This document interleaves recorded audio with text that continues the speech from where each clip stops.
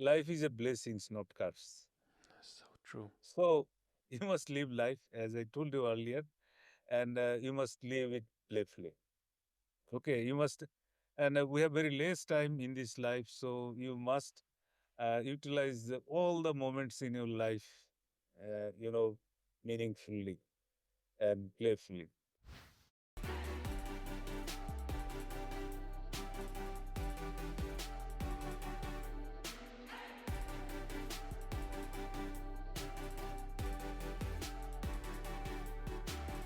What if you turn hardship into greatness, anger into serenity? Everything changes. Make your life a masterpiece.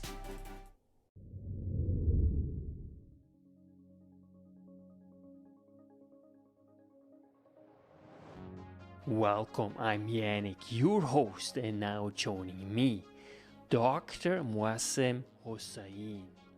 Welcome, Dr. Moazzem Hossein, to the show to really discuss strategy. What does Alexander the Great have to do with strategy?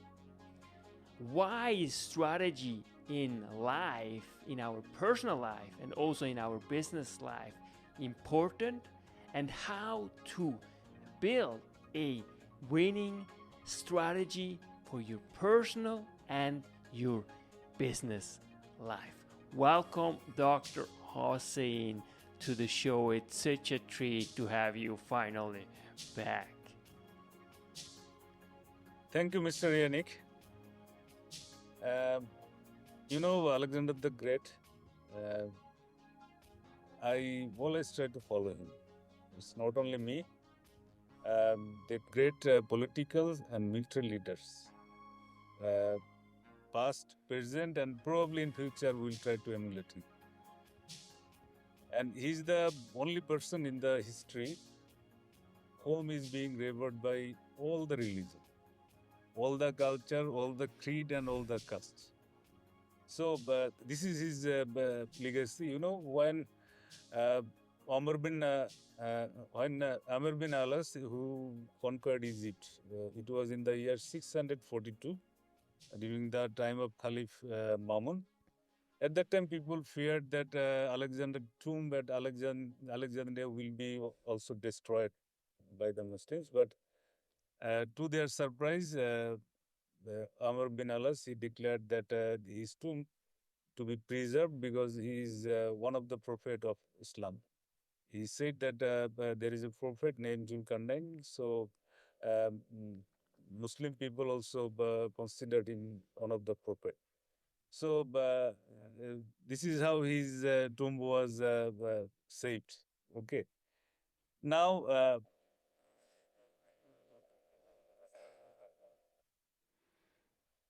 the point you have rightly identified that military strategy can be uh, applied to the business and personal life also.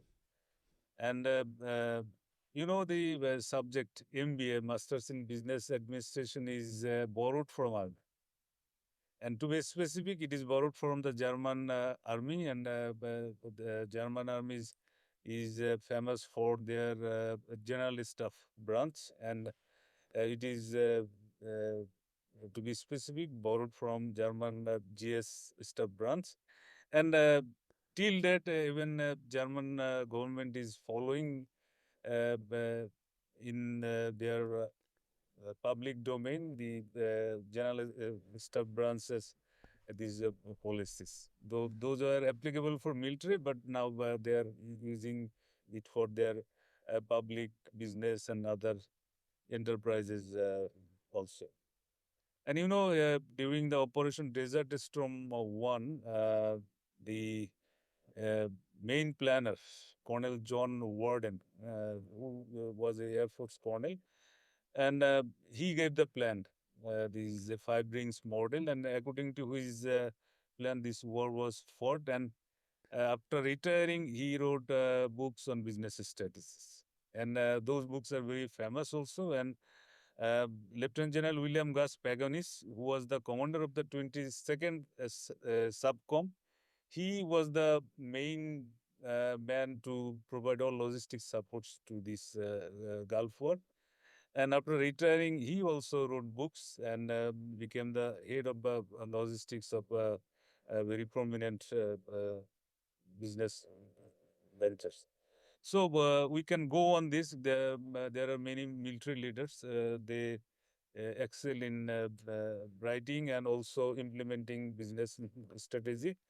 And you know, while studying MBA, I find that they are using all our military strategy, tactics, type of attacks to formulate their business strategy. We are taught in our military attack, envelopment, double envelopment, bypass, pursuit, holding attack, all types of attack is being taught to formulate the business strategy or any marketing strategy. And nowadays you will find it is not a fashion, but you will see that now everybody is naming their branches of their organization, especially business entities, that marketing operation, this operation, that operation. Those operation is really applicable to the military or armed forces, but now business people, then they are also taking this culture in their organization. You know, Alexander the Great's art of strategy is definitely exhaustively studied and followed by the business planner to formulate a business strategy. I will refer you one book. It is written by Partho Bose.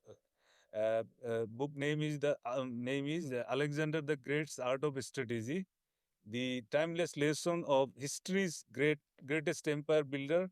Uh, that is mainly focused on adapting his military strategy to business strategy, uh, where they have studied his military strategy exhaustively, and they have also incorporated those in their organizations. Now, you might ask why Alexander? Okay. You all know about Socrates, Plato, and Aristotle. These three, they are disabled in the sequence. But before they become philosophers, they all are soldiers. Okay.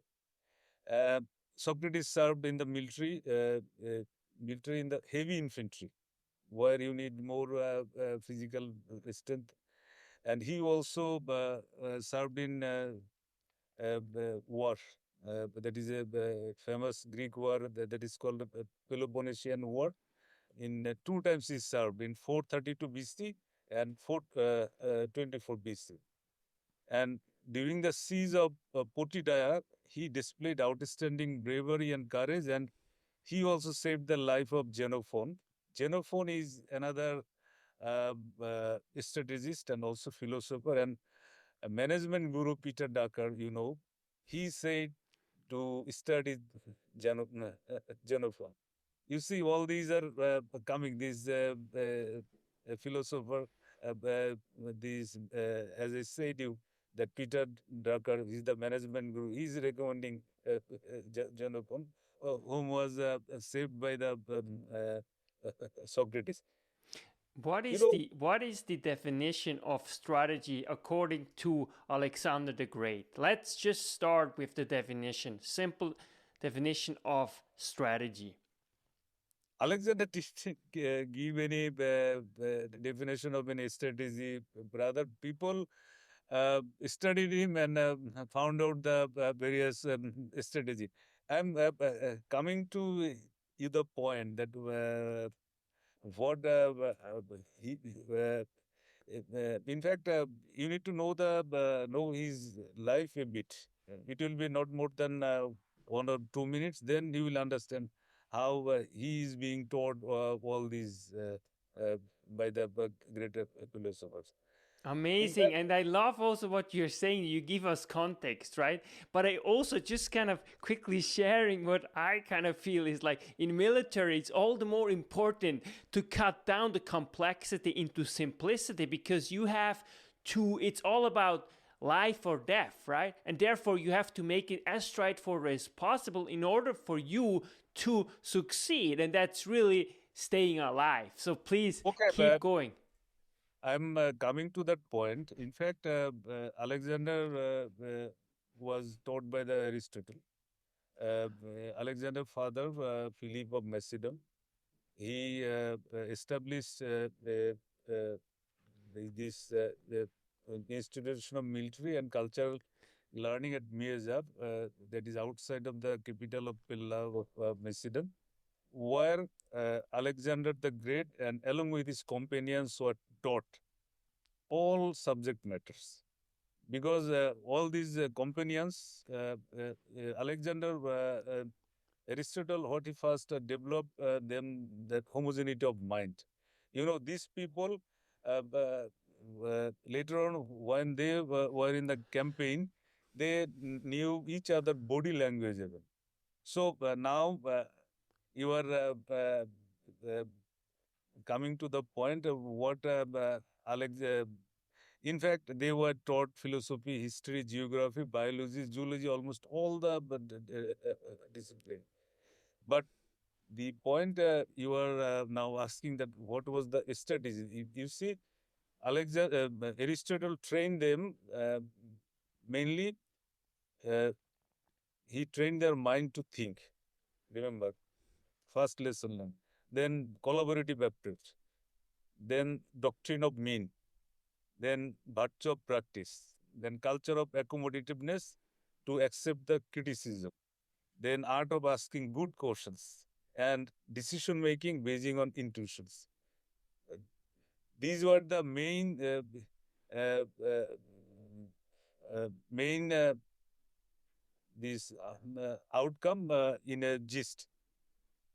But he was also taught these military strategy, tactics, and everything which he also knew. In fact, as I told you that he built the rock solid homogeneity among them, and in the same token, before the World War II, under the tutelage of George Marshall, 170 military leaders were taught in this. Uh, there is a military institute at Fort Benning. All of them were taught under the tutelage of George C. Marshall, and uh, many of them are there. But famous was this Eisenhower, Walter Bradley Smith, and there were many. And you see that they studied Alexander, that how he launched his campaign, and by studying him, the Americans they also incorporate the same strategy to conduct to train their future military leaders who took part in the war in the Second uh, World War.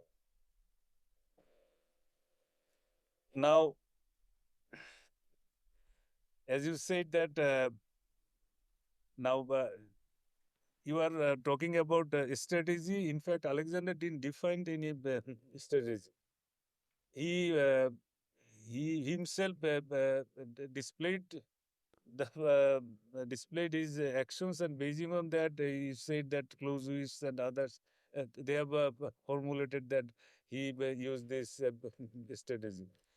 In fact, he also displayed like the indirect approach.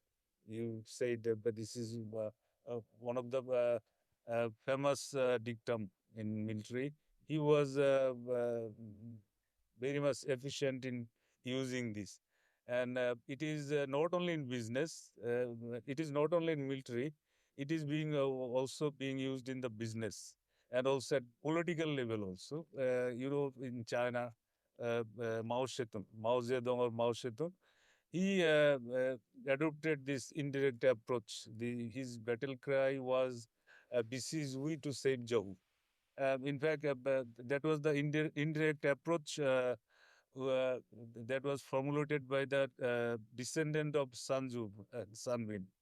So, the military strategy is being used, and now also in the past by military leaders, definitely also business and political leaders. So, they if you are talking about the now you can stop because I was just taking preparation that you said that the single most objective of any business to maintain the what is the single most objective of any business? Should I answer this? Yeah, we can just, quickly go, and I just ask you, why do you think that so many businesses adopted this way of thinking and strategy from the military? Why is that? What do you think is it? You know, just I tell you one thing. Maybe 10, 15 years back, Indian Army, Indian cricket team were sent to their commando training center. Do you know why? Because they are they need to have the tenacity. That's why they were sent there. And military strategy is tested. And battlefield or battleground is the right place to test the strategy. So, the strategy they have used and those are tested. So, these business people are using those tested strategy. Because in MBA, there is a book, Strategic Management, big book. So while studying this book, I find there are a lot of quotes, but those are, but I find that these people they miss the point because in military there are we talk tactics. There is a level of tactics. There is a tactical level, operational level, then strategic level. But in business, they directly go to this strategic management. So in army, in any army, these are taught exhaustively, and these are also tested in the battlefield, and the battlefield is the question of life and death. So that's why, to me, that business leaders, they are this not only business leader, many political leaders also, they adopted the military strategy. How do Or you define the decisive point in business and in the military?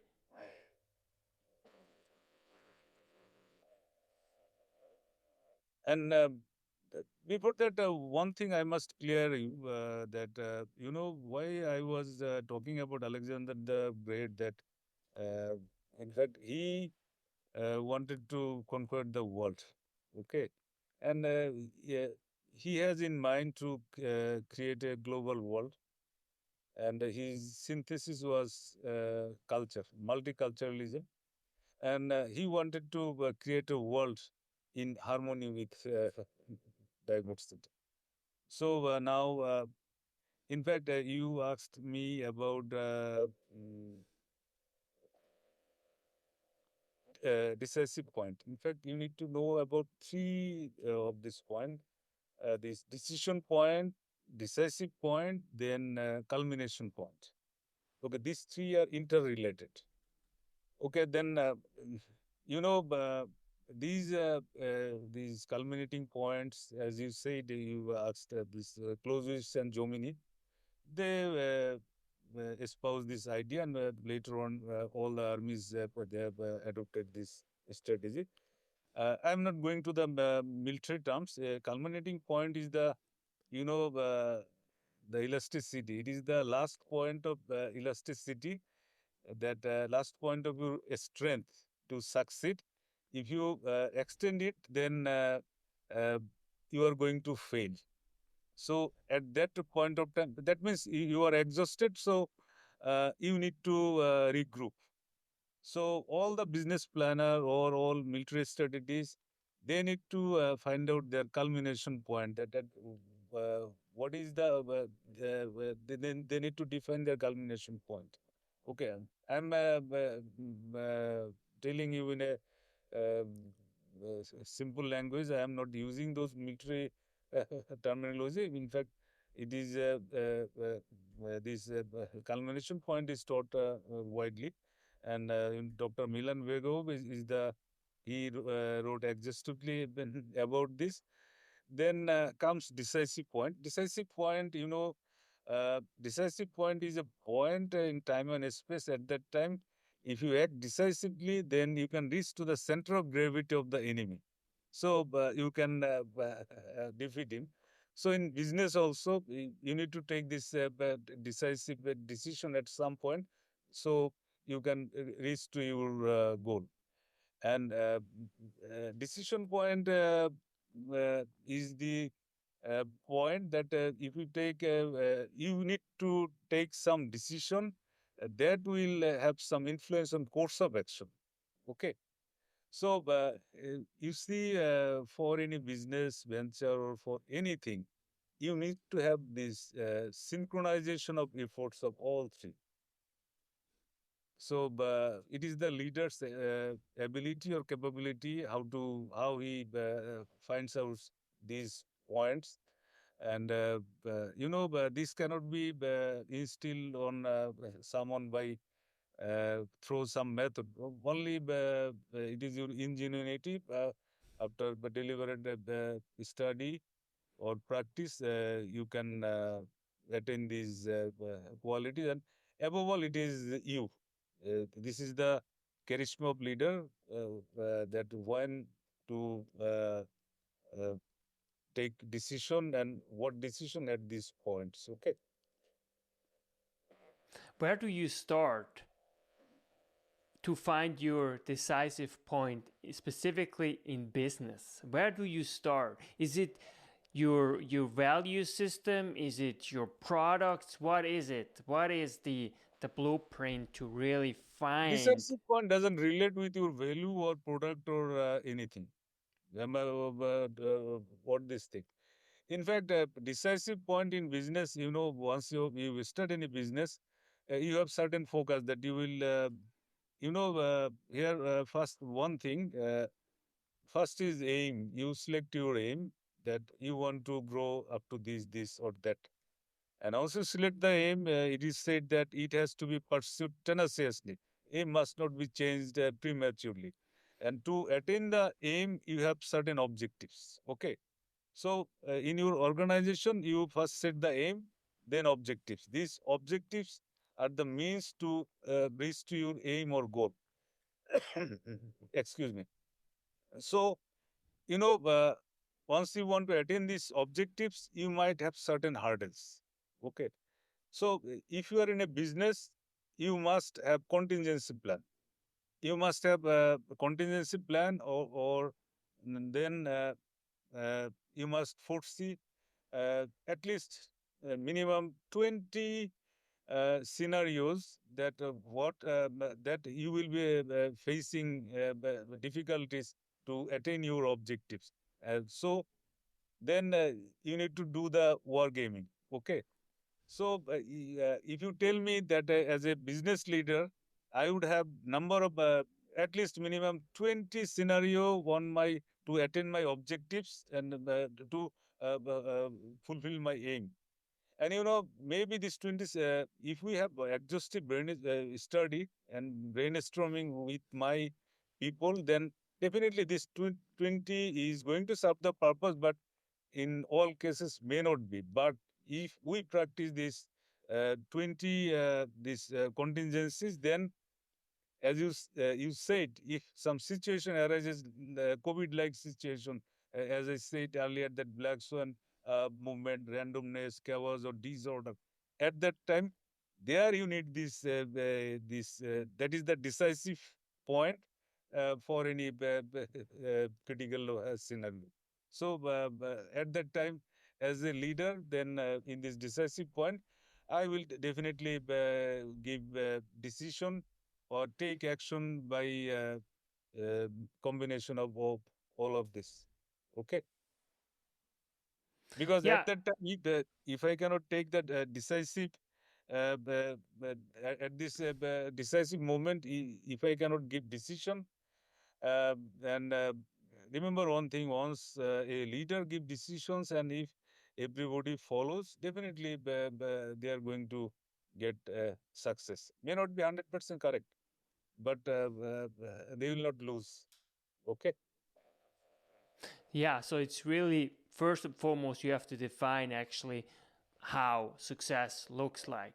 And by really defining a goal, then you lay out your objectives in order to reach this goal. And then these objectives help you to ultimately develop a contingency plan. In other words, how to address the struggles, the obstacles that you might face in order for you to succeed despite the struggles that you go through inevitably, right? That's like war.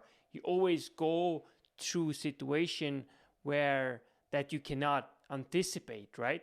And that's basically the strategy, right? The strategy is to anticipate as well as possible the unanticip the things that you can't anticipate. Do you think that is an accurate description of what really a strategy ought to do? Definitely, all the military leaders, all leaders, they must do it because what do you do? Uh, uh, they we must when any plan is being formulated, before that exhaustive study is done, that what might be the alternatives, what scenario might come. So you know that you in more appropriately you can say that forecast that what are the things may come. So for not only military, for anything, if you want to start any business, definitely you will think 20 years ahead that what might come. Then basing on this, if you have brainstorming session with your own people, you can find that of what might be the hurdles, what are the few possibilities you have.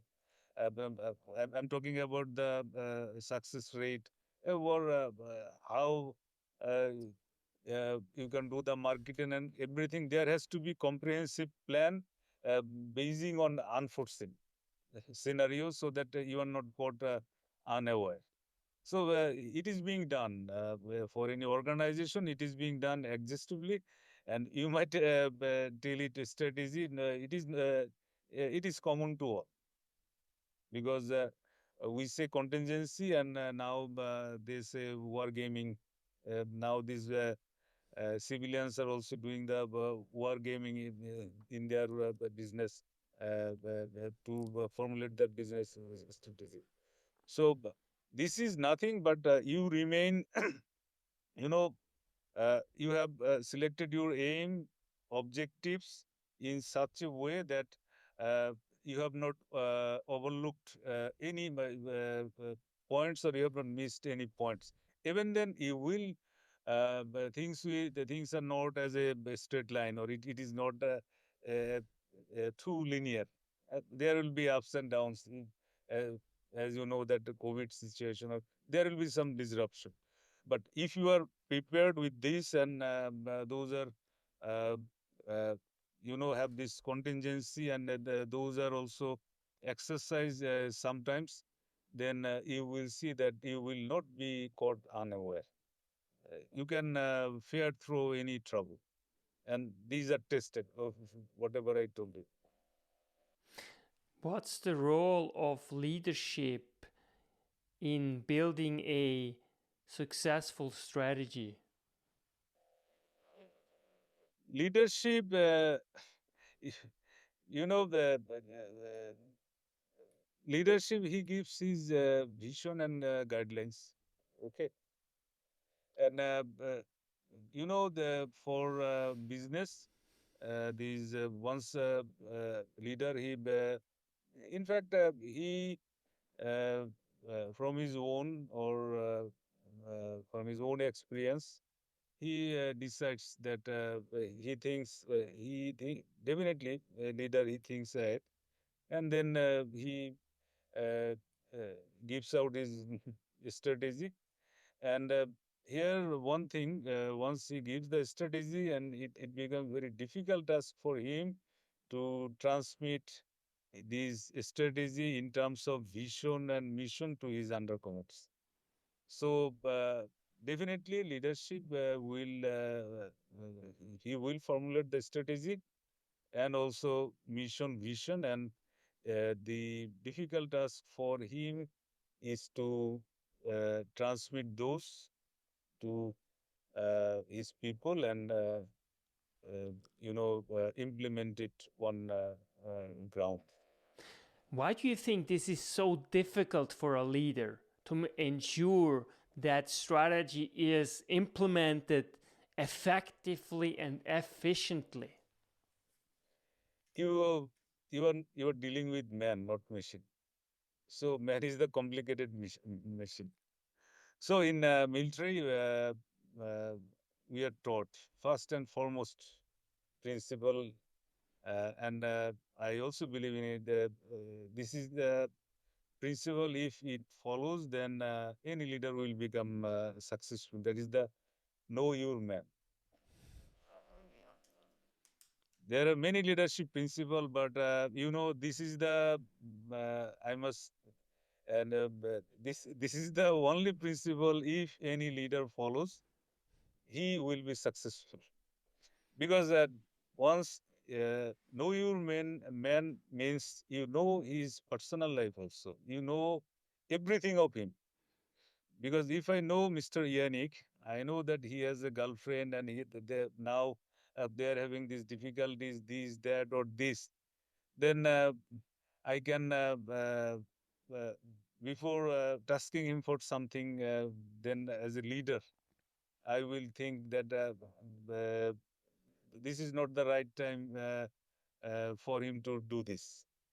But it is in a layman language. But as a leader, if you know your man and if you know their strength and weakness, this is the only job of leader, just to arrange it and use your instruments. That means your not machine, that man in a way so that they can be maximum productive.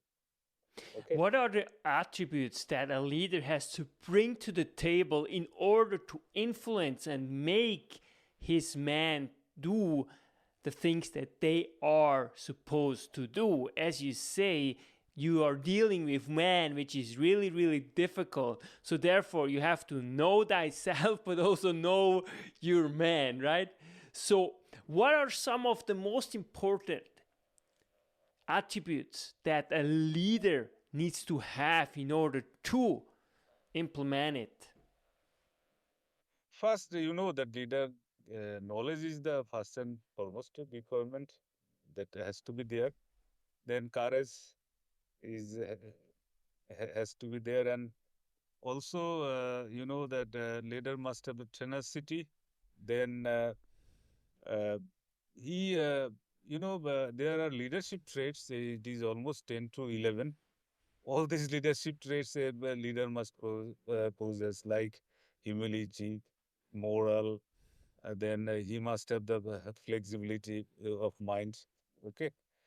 Then to me, uh, I told you that leader must be, to me, he must be first knowledgeable, and he knows his task, what he is going to do, and he must have the clarity of his purpose. He must be focused uh, what he is going to do.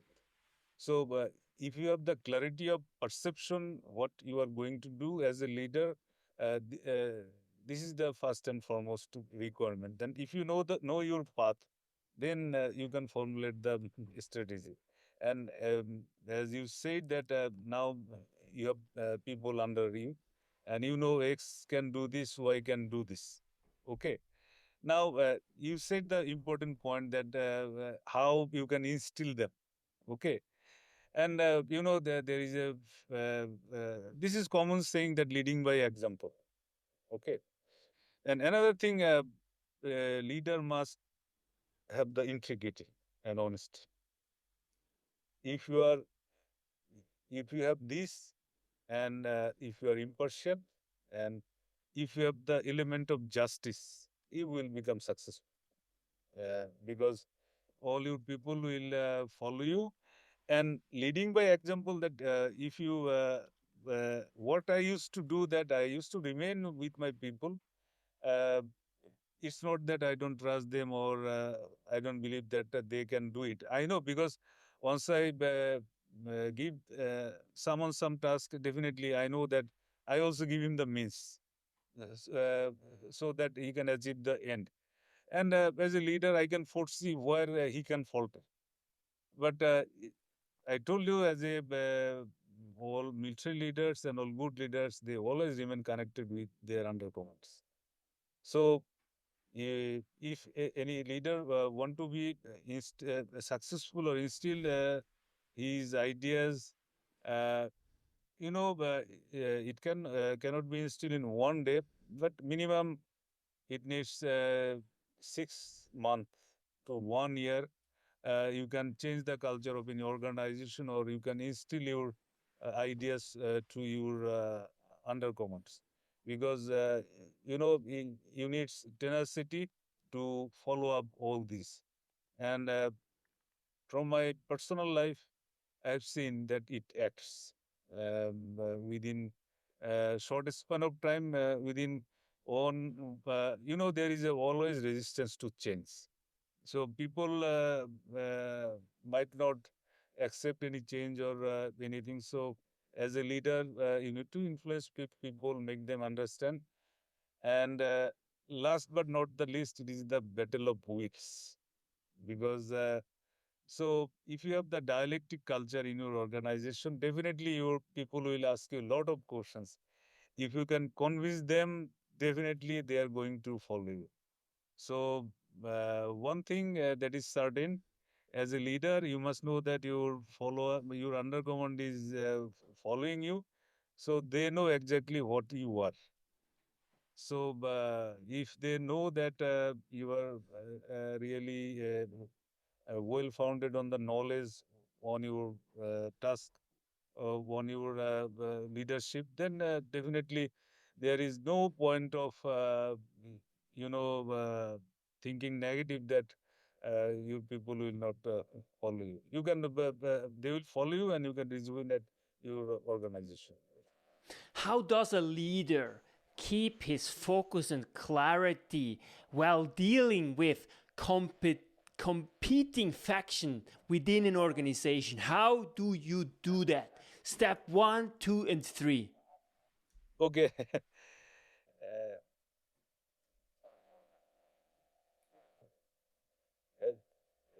that is the maintain harmony.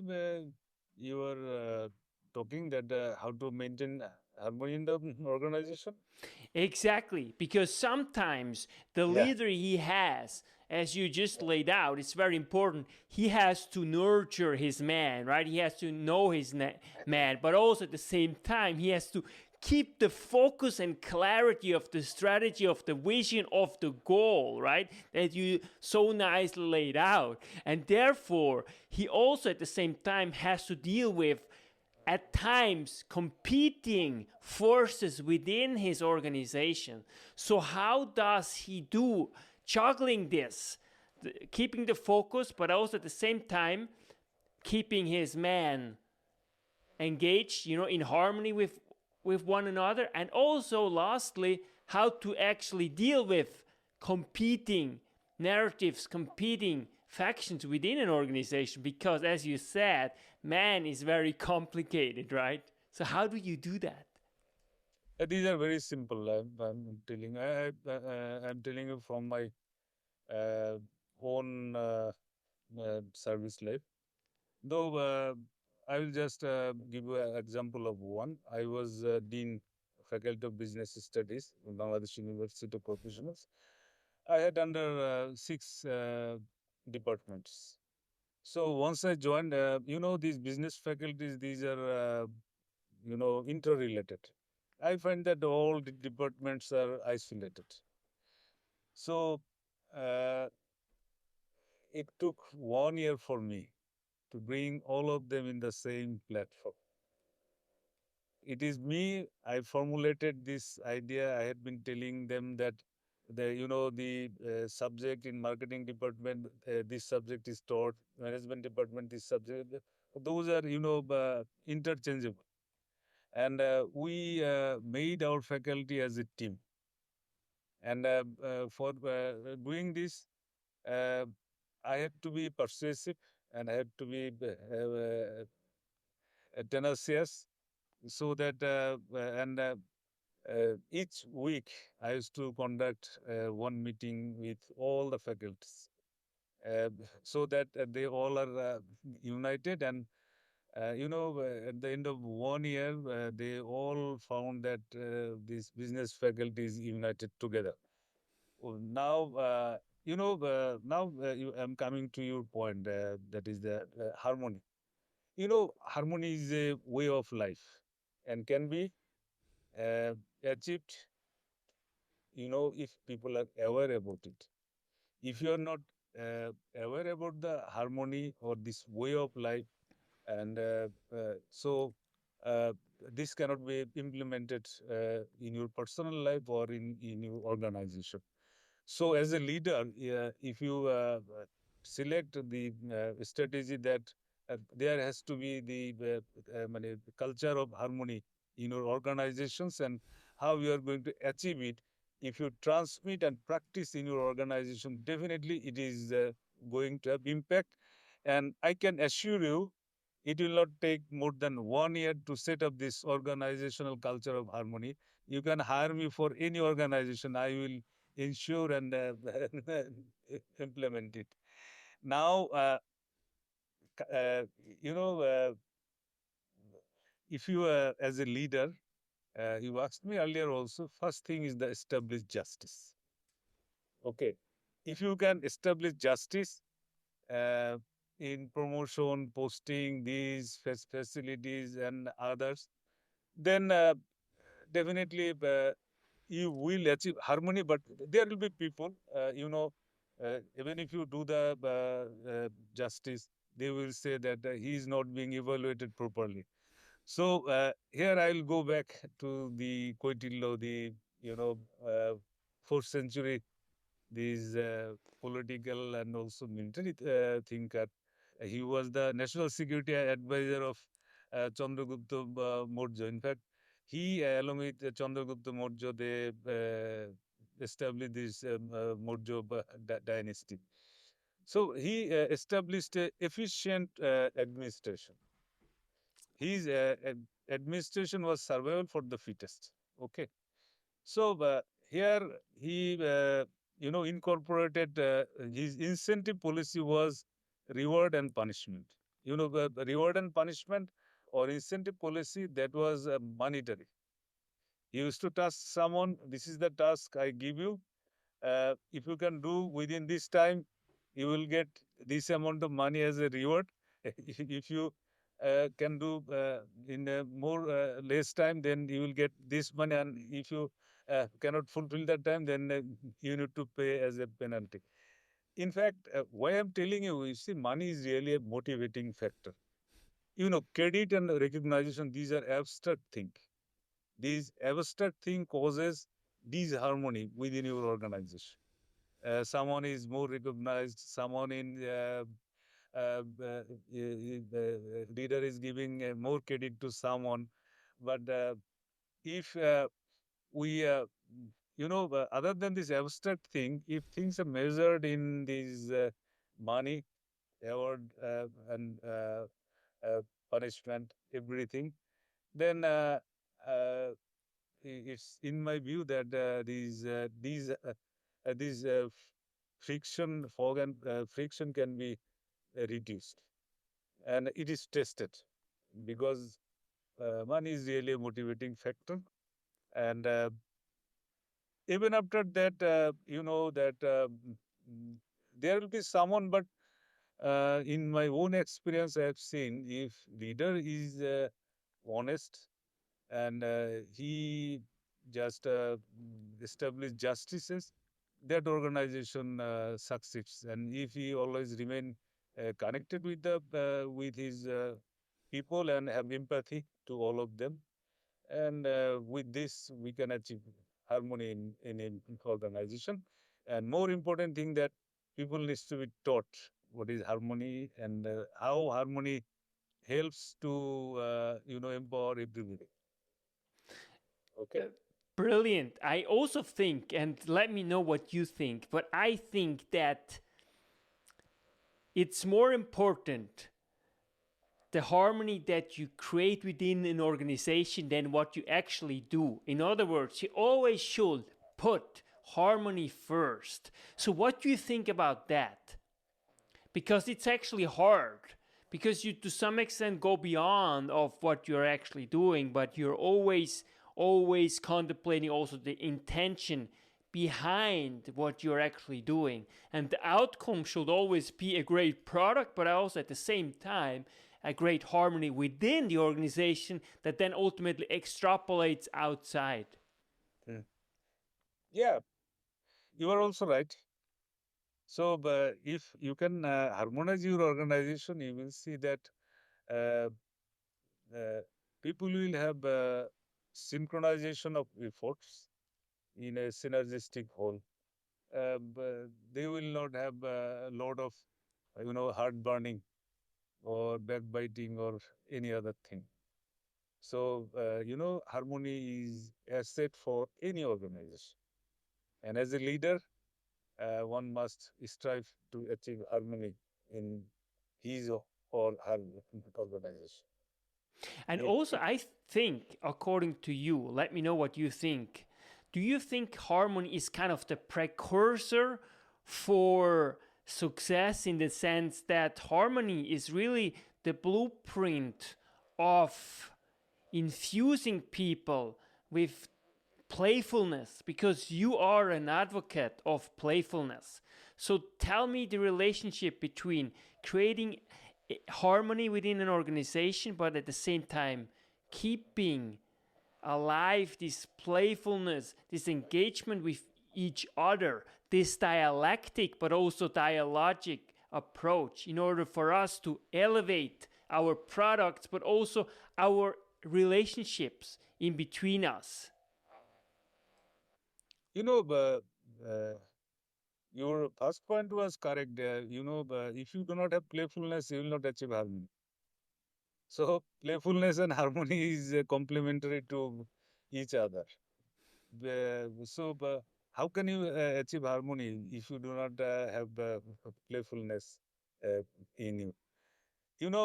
These. Just quickly unpack for us what you mean by playfulness, because I think a lot of viewers and listeners don't really know what we mean by playfulness. So first and foremost, unpack what playfulness actually means. Playfulness in layman language, you see that this our child, as a child, if you can laugh without thinking anything, you forget of also everything. So that is the level of playfulness.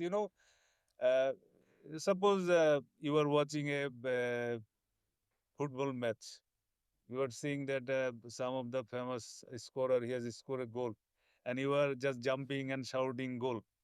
This is the ultimate level of playfulness. That if you can achieve the playfulness, you forget everything.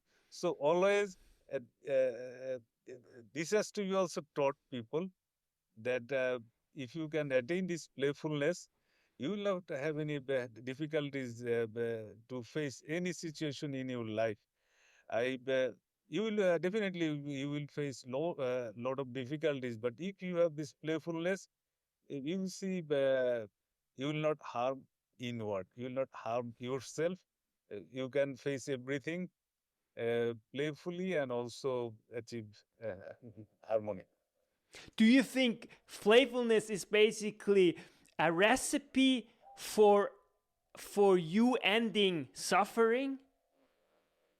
Of course, because if you have the playfulness, you will not have a lot of disease. I can tell you.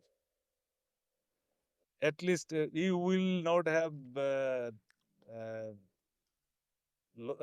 I cannot just tell you the number, but you will have minimum of disease if you have the playfulness.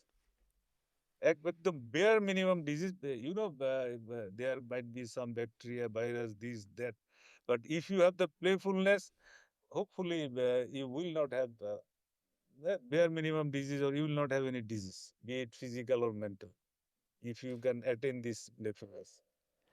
And I think this is partly why you keep playing golf and you are playing actually golf extremely successful. So, what does golf do in your personal life, but especially in terms of who you are and your quality of life? Golf, differs man to man. In fact, golf teaches you this honesty, integrity, and also discipline.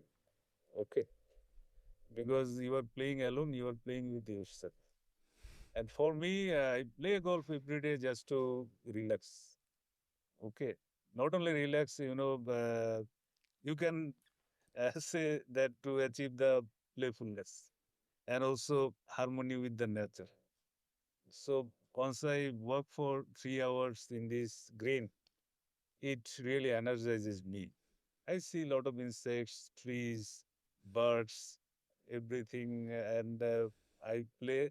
In fact, these 3 hours really remain involved with nature, and I play.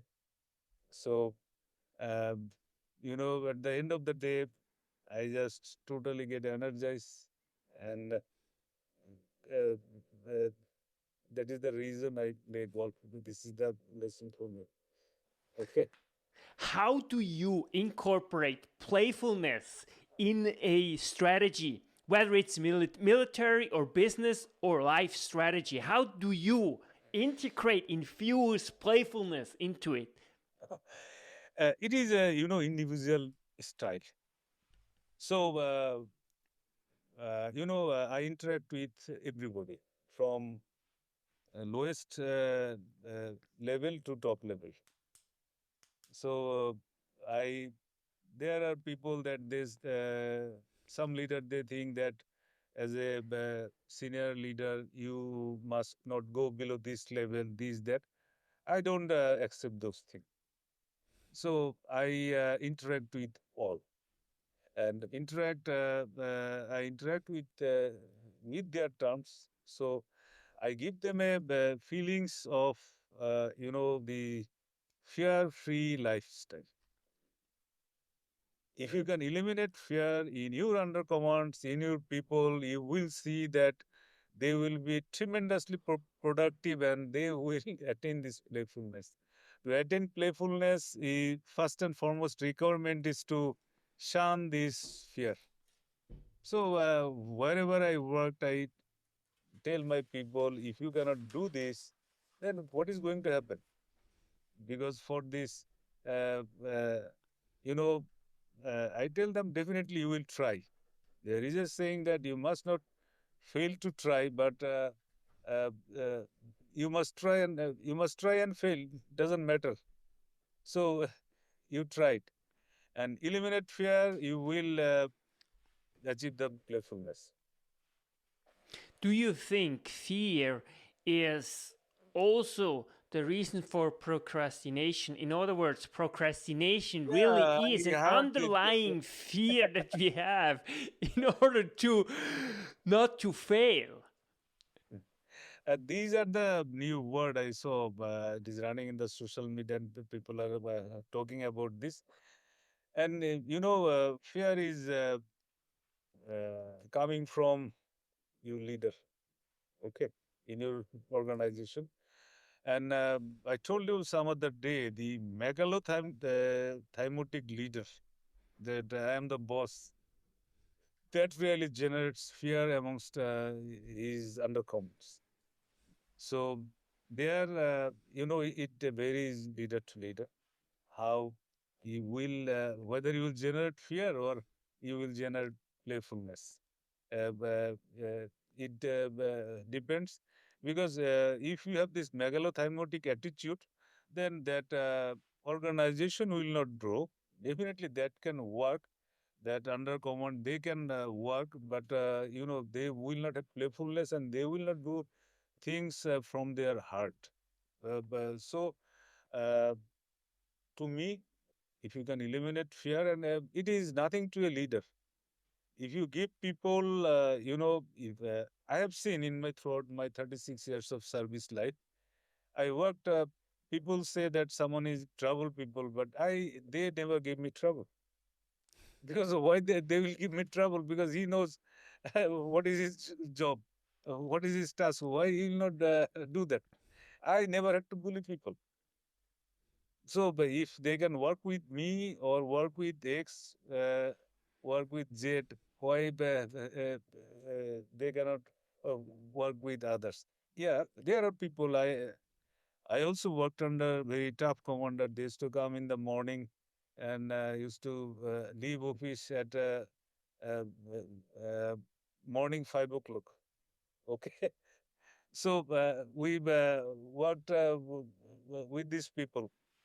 But in this situation, what I did, I evolved my own system because he might be mad, and I cannot be mad. Okay, so because so long I know that if I told you that you will give your maximum, whether your leader he appreciates you or not doesn't matter because you are satisfied that you have given your maximum.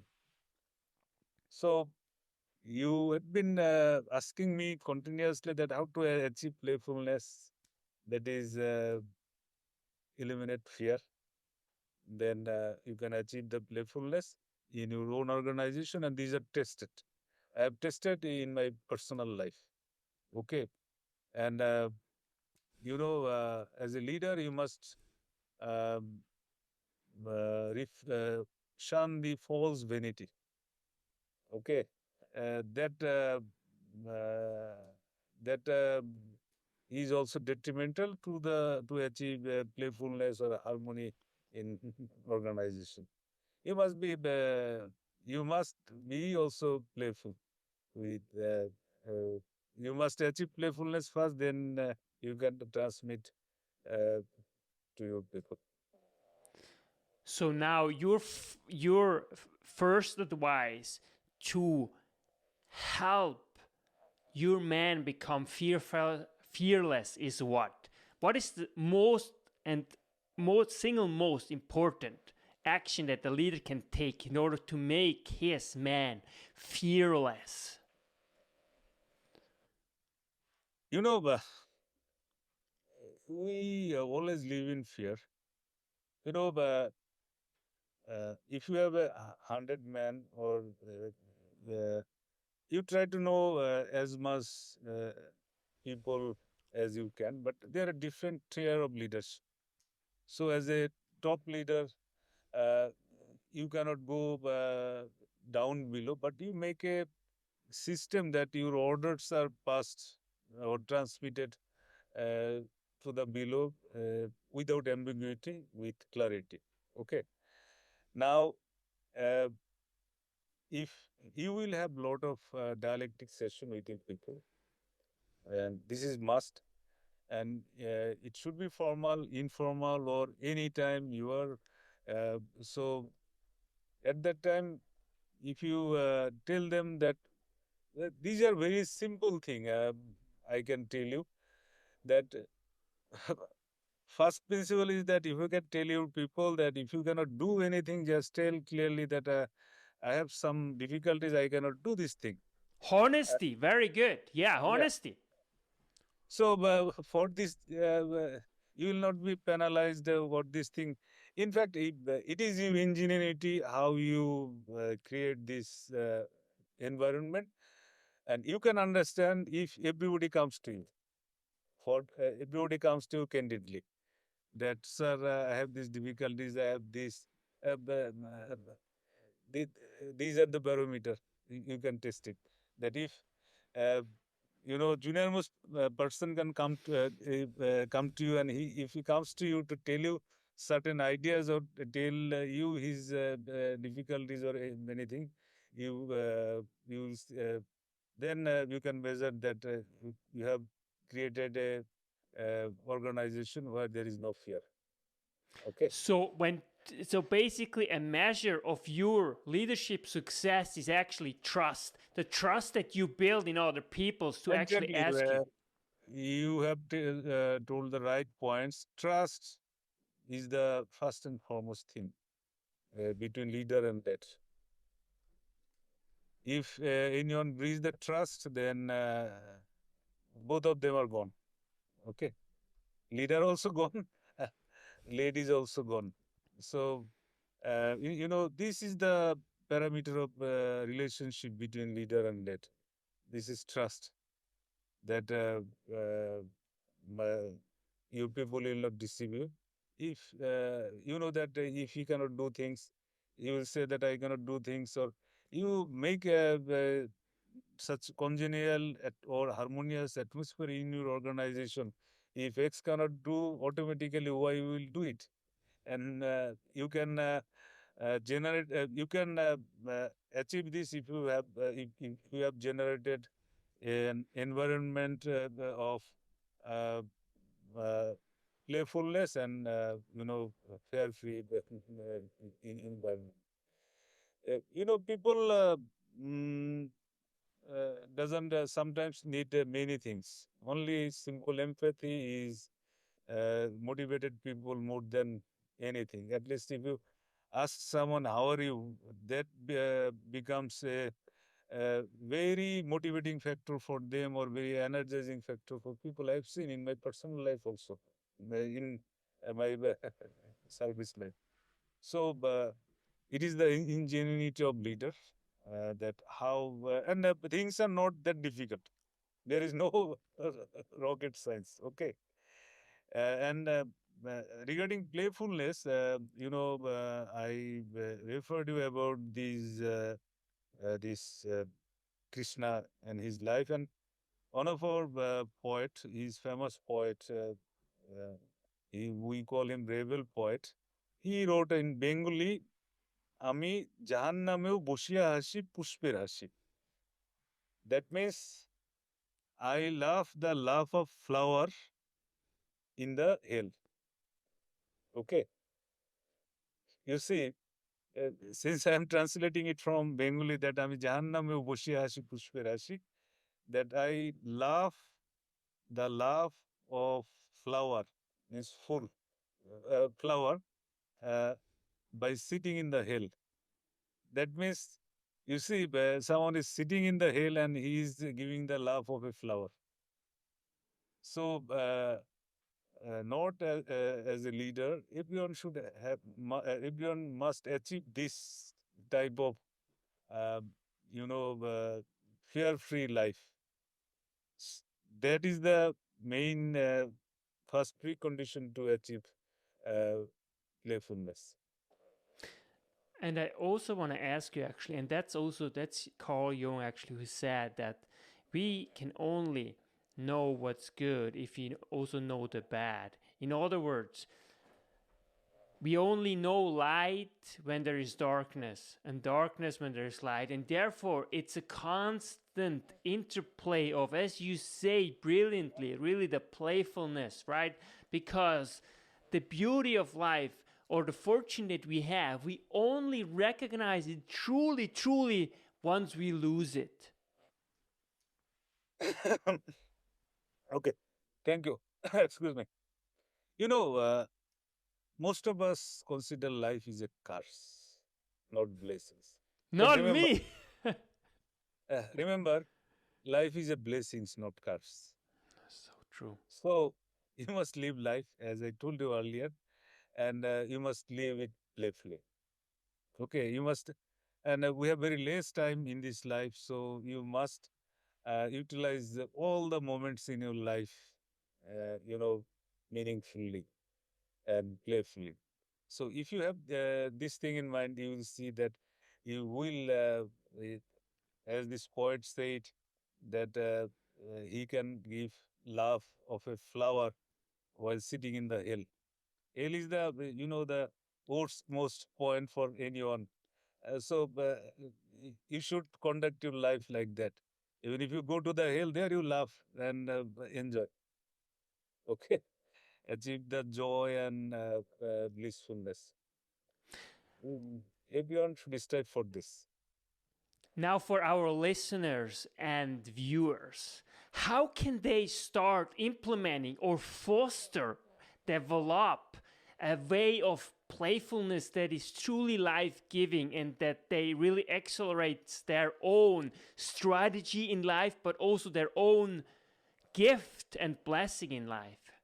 What's the first tip that you will give? In fact,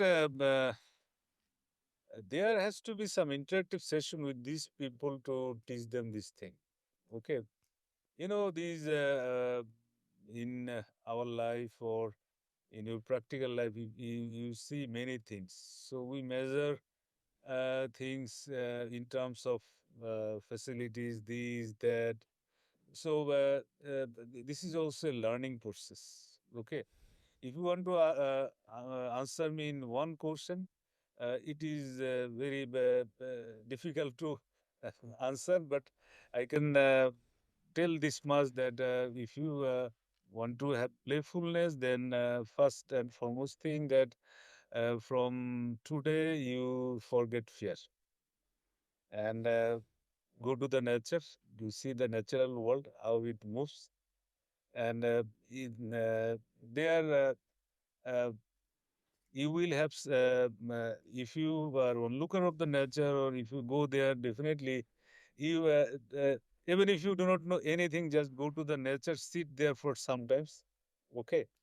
You will see that you are gaining something, some serenity or something.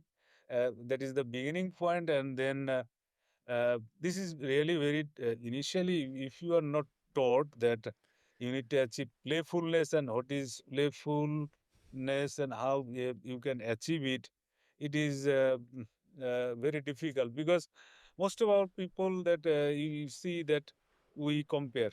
He has got this, he has got this, I do not have this, he becomes this, he becomes this, I am here. So these are very complicated things where you need to have interactive session and have, these systematic learning in sequence.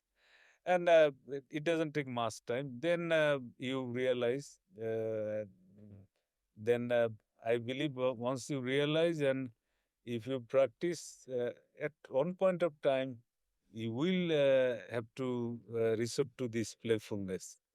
uh, you will give up many things. You will not have lot of disease. You will not have lot of psychiatric or physical, mental, anything.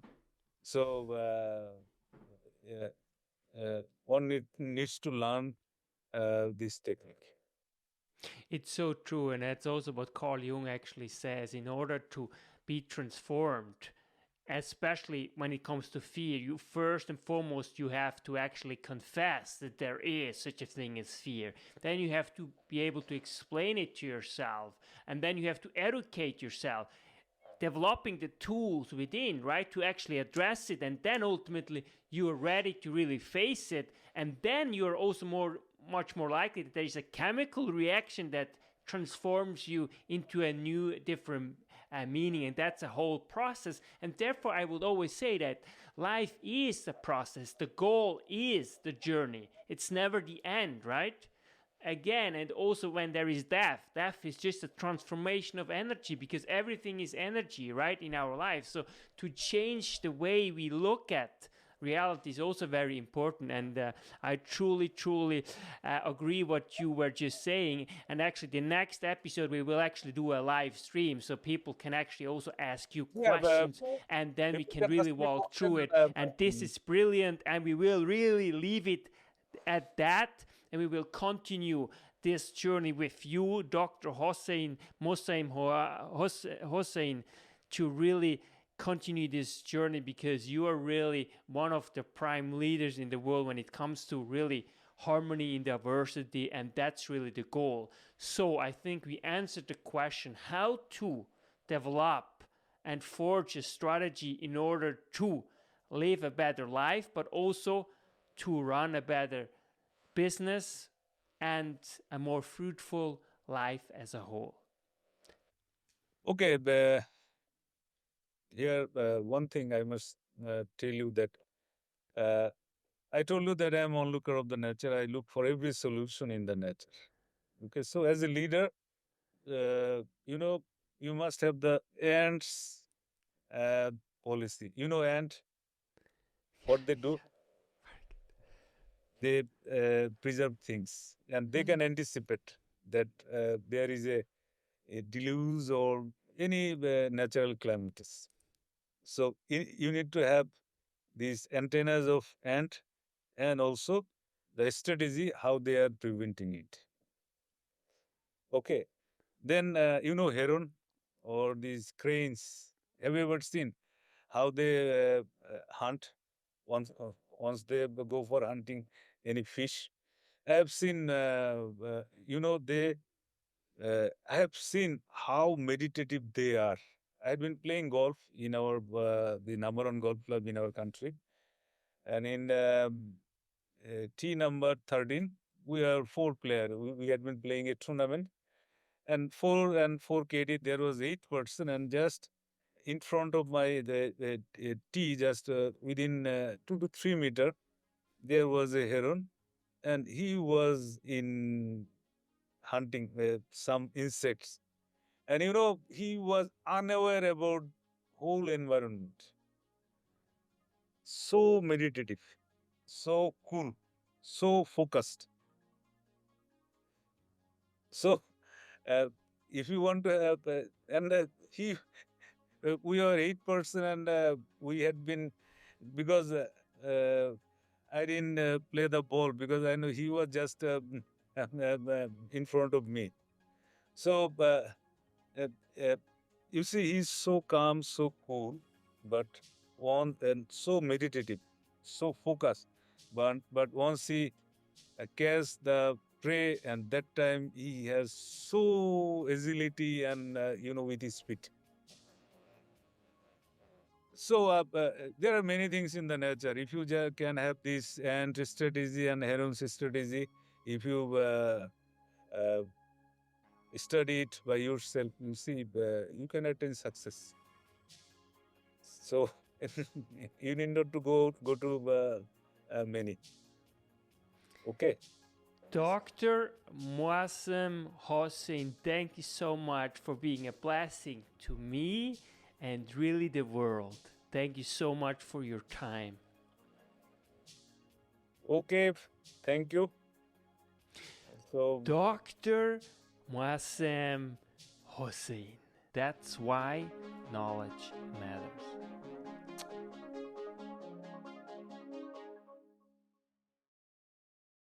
Make your life a masterpiece. Visit now programs.d-ykm.com. Meant to make you grow.